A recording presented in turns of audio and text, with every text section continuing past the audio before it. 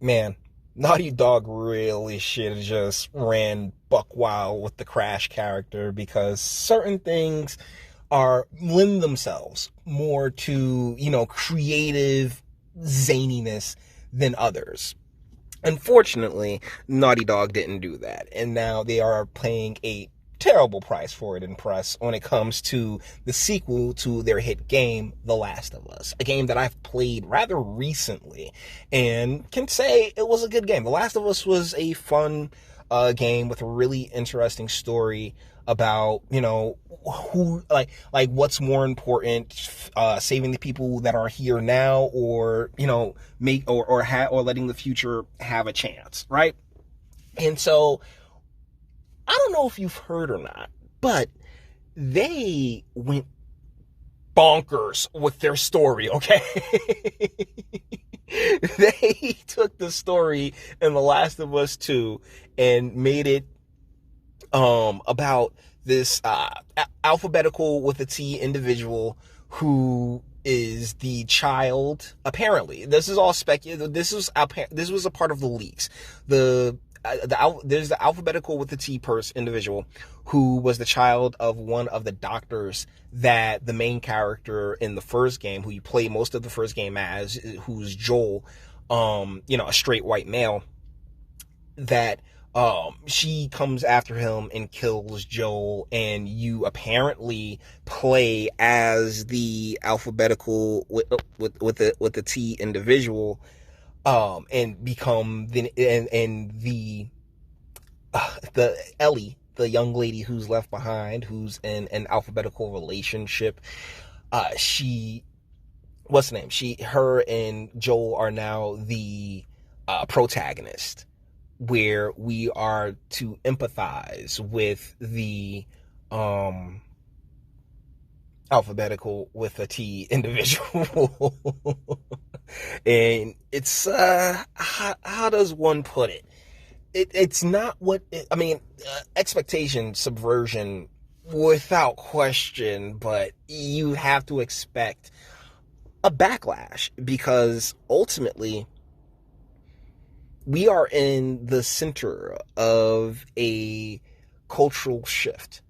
Like, yeah, the virus and all the other fun stuff, but right now, the United States, is going through a cultural shift where we're going from the, feminine feels and all that other stuff back to, because it's a pendulum that swings every few generations, back and forth, back to more conservative and traditionalist type, values that guide the country, the country's hand, for lack of a better term. But the deal is that this was made, because video games take a very long time to produce. So this was made, 2017, 2016, 2017. That's when they were doing the story and all that other stuff. And that's when all of that had reached a fever pitch. That's when all of the, super de-duper left stuff really hit a fever pitch here in the States. And now, years later, a couple years later, after all is said and done, they're pushing this story out, and yeah, this spells disaster.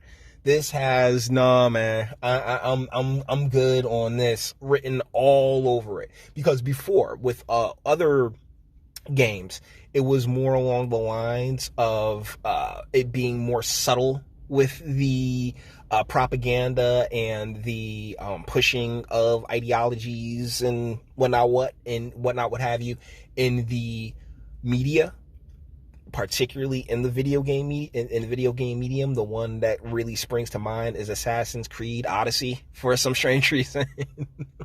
But now, no, where the pendulum swung back to conservatism. But a lot of people are late to the party when it comes to that, and some people don't want to go to the party at all. Hold on. Crap! I got hit with a commercial. Let me make sure we're on the right video here, because oh no, see, I messed that up a little bit, but I think we can get to it. All right, cool. So boom. Yeah, all right. Thank you, Memology, for coming in on the other part of this video, because see, let me give you the TLDR on that. And this is why this all wraps back around to the cultural pendulum swinging the other way. Just people who hold on to their ideologies, the ones that had so much power during another president's administration, they're swinging for the roofs. And that's where this Star Wars sitcom comes into play, because the main lady who's been helming Star Wars, or Disney Star Wars, for the last few years. I did a video on that way back when. You can actually check the channel back for that. It's called Disney Star Wars Sucks. Her name's Kathleen Kennedy, and she's an executive who ultimately has caused the company Disney billions of dollars, and just the mismanagement of the Star Wars brand. Now, she's on her way out. Make absolutely no mistake about it. But what she's what's been alleged that she's been trying to do is what's the name? Is to get her ideology just like cemented into Lucasfilm, which is the company, which is basically the subsidiary under Disney that makes all of the Star Wars stuff, that makes all those calls.